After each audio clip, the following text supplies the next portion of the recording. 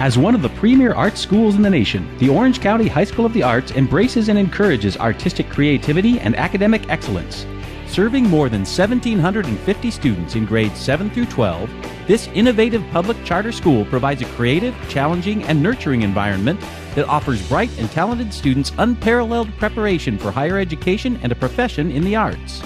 The Orange County High School of the Arts is widely awarded for its dual arts and academic programs and has been named a Blue Ribbon School by the U.S. Department of Education, a California Distinguished School by the California Department of Education, one of America's top public high schools by Newsweek magazine, one of the best high schools in America by U.S. News and World Report, a National School of Distinction by the Kennedy Center Alliance for Arts Education Network, and the International Network of Schools for the Advancement of Arts Education's Exemplary School.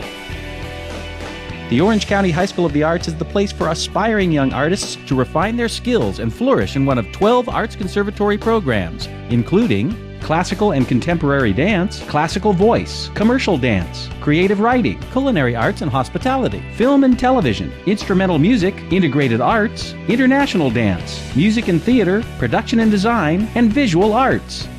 Filled with creative energy, the Orange County High School of the Arts prides itself in offering unique learning opportunities. Guest artists and industry leaders share their expertise and creativity with students through lectures, presentations, and hands-on training. Students have had the opportunity to learn from an inspiring caliber of guest artists and master teachers. With more than 120 performances, concerts, readings, and art shows each year, students are offered a variety of life-changing opportunities to explore the arts. Students have performed at prestigious venues throughout the world, including Carnegie Hall, the Sydney Opera House, and the Segerstam Center for the Arts. Graduates of the Orange County High School of the Arts have advanced to some of the nation's most renowned universities and arts conservatory programs, including the Juilliard School, New York University, Harvard, Stanford, Yale, USC, UCLA, and more. The school's alumni are also making their mark on the professional arts and entertainment industry. Matt Morrison, Tony and Emmy Award-nominated actor and star of Glee on Fox TV. Susan Egan, Tony Award-nominated actress for her role as the original Belle in Beauty and the Beast on Broadway. Allison Mack, Smallville actress. Lindsay Mendez, actress in the 40th anniversary Broadway revival of Godspell. Krista Rodriguez, Wednesday Addams in The Addams Family, a new musical on Broadway. Sean Lee, student of Itzhak Perlman at the Juilliard School. Mark Miesmer, assistant choreographer for Cirque du Soleil. John Bond, dancer with Cedar Lake Contemporary Ballet. And Annalise Vanderpool, lead actress on Disney's That's So Raven. The school also shares professional partnerships with leading arts and education organizations throughout Southern California, which provides unique opportunities and resources for both students and faculty alike. The Orange County High School of the Arts is committed to becoming the premier art school in the nation and has brought together prominent community leaders to continue to enhance the school's world-class arts conservatory programs. And when you look at Orange County High School of the Arts, we have a chance there as well to make it one of the best in this country. It's just great leverage for Orange County. It's great leverage for the community. It really gives us an opportunity to give something really back to this fine community we all live in. Through the efforts of these dedicated and generous volunteers, we've been able to create a unique school culture where our future artists can develop their talents to their full potential and graduate from the Orange County High School of the Arts equipped to be successful in whatever aspect of life they may choose.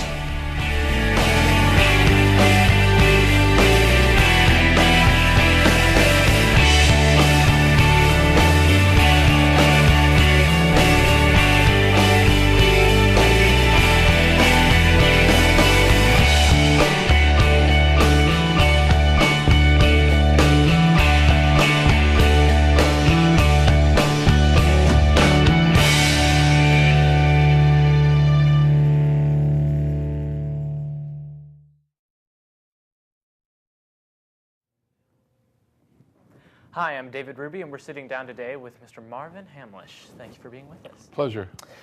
So your music career stretched across stage, film, television. What do you are the biggest differences between the different mediums of entertainment? Well, when you're writing a Broadway show, the songs are really part of being able to tell a story, right? And over the many, many years, people know about a Richard Rodgers show, a Stephen Sondheim show, an Andrew Lloyd Webber show. The music and lyrics are a major part of a musical. So therefore, that is a totally different way of writing as opposed to a background score. You know, music for films is background. And what you're trying to do in a film is just support the action, make something that's funny funnier, make the love scene more hot and wonderful, whatever. But it's a different way of supporting something as opposed to writing songs which have lyrics and tell a story. So those are the main differences when you're writing. One way when you're writing, you're part of, in a Broadway show, you're part of the team that actually comes up with this thing. With a movie, you're one of the last elements. The movie's already been made. The movie's already been done. Everything's been done, and now we're going to put the music onto it. So that's a big difference. Another huge difference has to do with financial. With a Broadway show, you're working on it forever. You're not making a dime, and finally it opens. And if it does well, you start to get money. But if it dies, which many of them do, that was it. You gave 2 years of your life, and that was it. A movie, it opens. Whatever it does, you've been paid. You had your money. So that's a big difference. And then it's your ego is a big difference because no one runs to a movie to hear a certain score. You don't go, I've got to see this movie because so-and-so scored it. But a lot of people go to a show because they want to hear the latest Sondheim, you know, so that's important. So it's very, very different. So when you were younger, did the influences of music and stories over the radio influence how you score or think of music to films today? I think when it came to shows, to Broadway shows, I was influenced not so much by what was on the radio, because what was on the radio for me was mostly rock and roll and stuff like that. But I was influenced by other show music, you know, that I loved. When I was writing music for film, I was influenced to a degree by not so much what you heard on radio, but what other composers had done in film. Some of it had always touched me very much. Like I was always taken by Henry Mancini and those beautiful melodies that he could do, or when he was funny and he could do Pink Panther and stuff like that. So you tend to be a person that comes out of a certain climate of music, and then you try to find something that it has your own voice, that's your own way of doing it. Because someone used to call it like music. You know, you write like so-and-so as opposed to you write the way you write. And that takes time to develop your own personality in writing, you know. But when I was listening to the radio at that time in my life, it was all about rock and roll. In fact, now, when I listen to the radio, I have to listen to like XM radio or Sirius, you know, to hear what I really like, because I'm not really into the music of today. So I tend to, be in my car and get a chance to hear the things I really like. So you talk about coming from a musical background. What, your parents were then both musicians? No, my father was a musician. My mother was a great mother and a wonderful cook. And she kept you full, you know what I mean? Kept you going, okay. But my father was a musician, and I think my genes of my music really comes from my father, and a combination of, him and his music, plus going to Juilliard and learning, having years at Juilliard, and then loving. I think it's very important loving the whole world of Broadway and stuff. I mean, I think when you're writing, you want to write for a medium that you really enjoy. You don't want to sit there and go, "This is agony." So all of that came together. So what drew you to the more Broadway scene away from the more classical piano? Well, a couple of things. Number one, I don't think I was talented enough to be a great classical pianist. I didn't love the music. I liked the music. I didn't love the music. I mean, the friends that I have who are classical pianists, they sit there for 7 hours and they're practicing, and they love it. And I don't think I ever sat down at the piano for 7 hours doing anything. And I was much more turned on by the Gypsy, and My Fair Lady. I was just those are the things that West Side Story. I could listen to that forever. I think I still have in my car in the CD department the same CDs I've had for 20 years. I think they just have always been the ones that I listened to. So I really wasn't a person that was made for becoming a great pianist, but I definitely was a person who was schooled enough so that I could do other things than just write. And it's been very helpful in my career because I now conduct many orchestras, and I really enjoy that a lot. And so it's helped me to do other things. You talk about working in different orchestras. What does that? So that's more of the classical music then? No, it's the pops. It's the pops. Okay. But let me tell you why I enjoy it. I get to play and conduct other people's music. And you do an evening of Cole Porter, you do an evening of Stephen Sondheim, you do an evening of Richard Rodgers.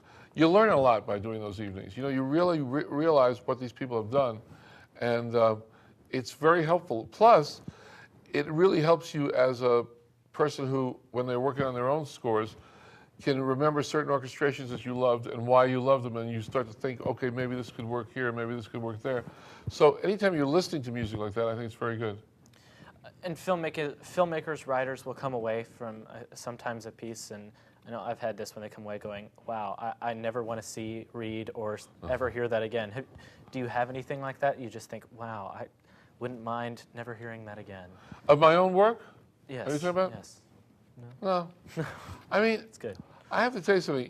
Look, I know that not all my work is great. I know that.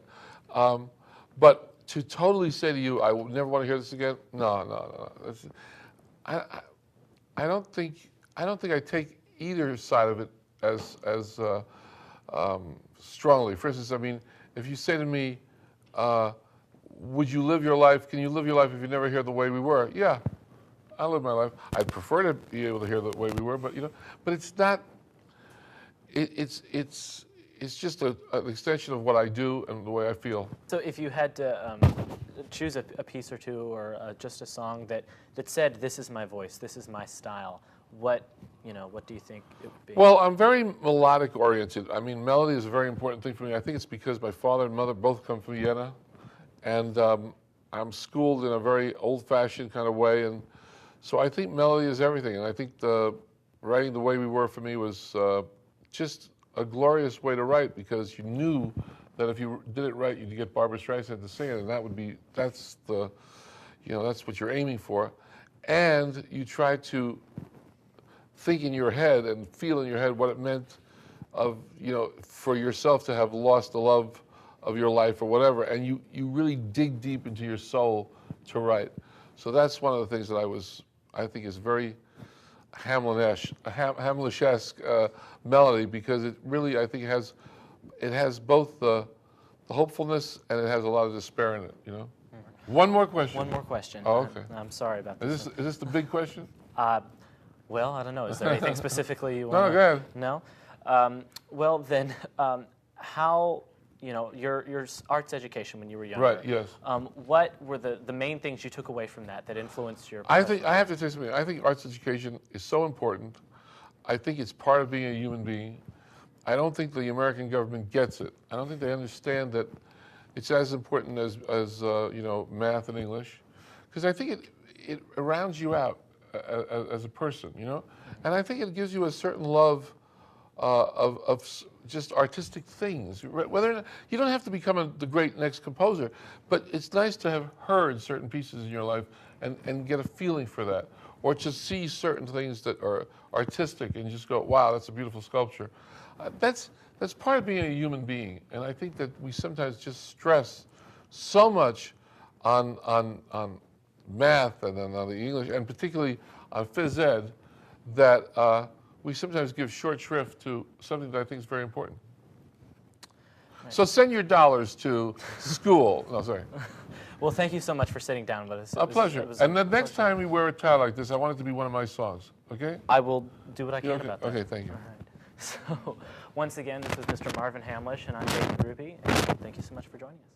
He is here today, and this man has won every award you could ever imagine, including the Pulitzer Prize, Oscars, Grammys, Golden Globes, Emmys. He's won them all. Anyway, let me bring him out without any further ado, Mr. Marvin Hamlisch.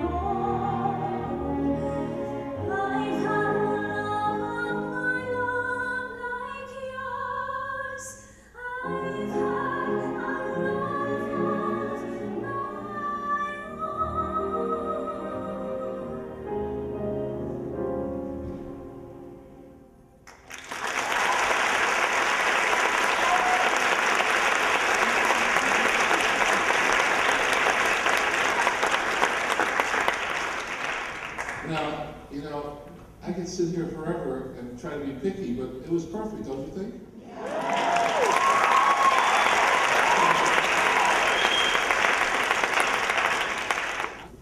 Why should I have spring fever when it isn't even spring? I keep wishing I were somewhere else, walking down a strange new street, hearing words that I have never heard from a boy I've yet to meet. I'm as busy as a spider spinning daydreams. I'm as giddy as a baby on a swing. I haven't seen a crocus or a rosebud or a robin on the wing, but I feel so gay in a melancholy way. It might as well be spring. It might as well be spring.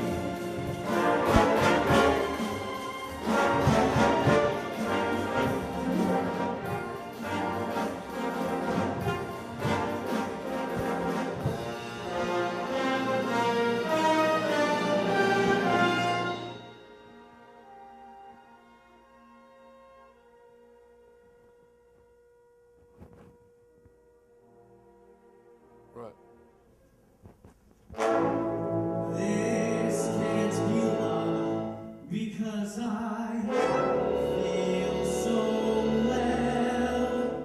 No sobs, no sorrows, no sorrows. This can heal love, I get no dizzy spells. My head is not in the sky.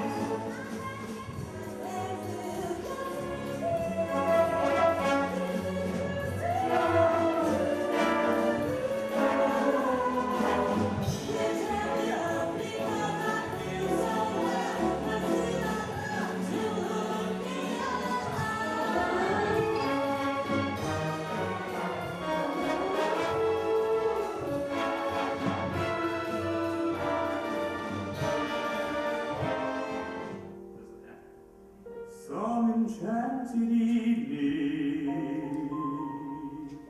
you may see a stranger. You may see a stranger across a crowded room, and somehow you know even then, that somewhere you'll see her again and again. Some enchanted evening, someone may be laughing. You may hear him laughing across a crowded room, and night after night, as strange as it seems, the sound of his laughter will sing in your dreams.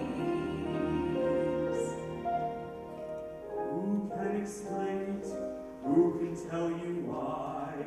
Fools give you reasons, wise men never try.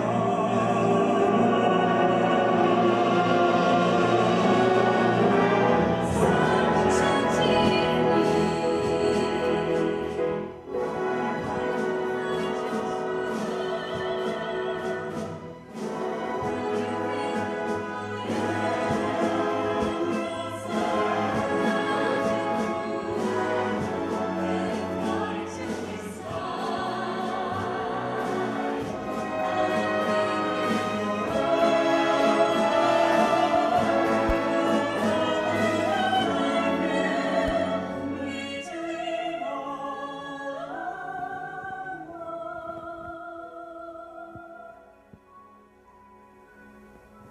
Once you have found her, never let her go.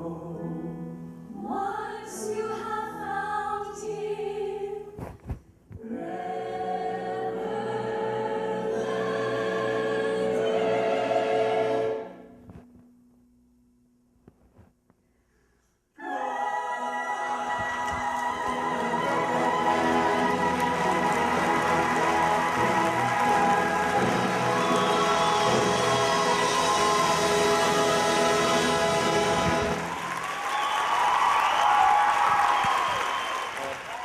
The truth of the matter in all of the arts right now, and this is just true of the way it is, everybody's got to know what they're doing. The musicians, so you know, never see the music usually until the day of, but they're so good they can just play anything, so it doesn't matter. And when it comes to the singers, they are, you know, they have to be as well trained and as well ready to go, okay? Because unfortunately, the arts are not just about art, but it's also about commerce and money and how much money there's in the budget, and those things become very important. Having said that, I think your orchestra did a wonderful job, and I particularly love your pianist because she gave it her best shot, which is almost like, for her, very difficult because, again, it would be like reading a map where there are no signs that tell you where the exits are, you know what I mean? So we want to thank you all. Take care. Thank you. Bye-bye. Thank you. Ladies and gentlemen, join me in thanking Mr. Mamish for spending the afternoon.